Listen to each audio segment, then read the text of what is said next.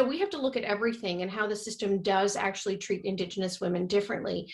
And we have apprehension policies that make going to a hospital and seeking maternal care scary for Indigenous women.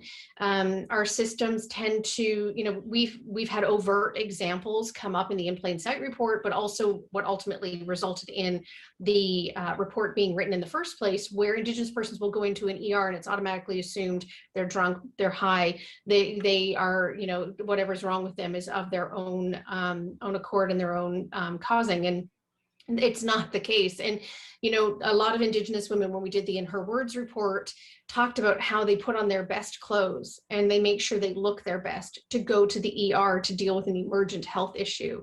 I mean, as a white woman, I don't do that.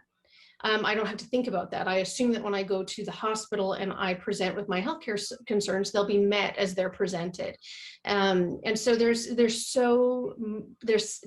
so much going on when an Indigenous person seeks healthcare. It's what they're bringing with them from a trauma perspective, and then what the system is responding to them in kind.